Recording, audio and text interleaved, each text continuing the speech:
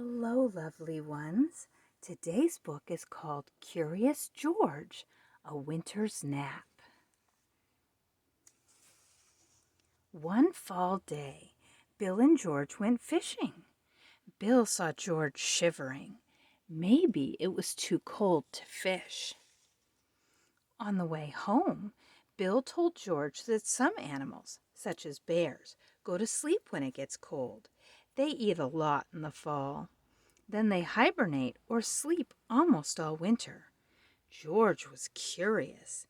If he hibernated, he would miss the cold winter months. At home, George ate and ate. Maybe he would get sleepy and hibernate. Upstairs in bed, George tried to sleep, but his room was too bright. George closed the curtains. He painted a picture of the night sky. He still could not sleep. How did bears do it? George asked the man with the yellow hat about hibernation. "This book says bears sleep in dark, quiet caves," said the man. That was it. George needed a cave. George hung toy bats.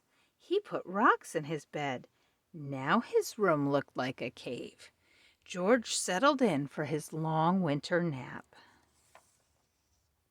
Uh-oh, now what? George could hear sounds outside. Pigs oinked. Cows mooed. Chickens clucked. George shushed them, but they would not be quiet. George covered his ears. The animals were not as loud, but his room was not silent yet. George taped his blanket over the window. Now it was dark and quiet. Finally, George fell asleep. He slept in his monkey cave just like a bear. After a long time, George woke up. He had done it. He had hibernated. "How did you sleep last night?" asked the man. Last night? George had slept only one night, not all winter. George was sad. Then the man had an idea. He took out a box of winter things. The man reminded George how fun winter was. They could sled and ski together.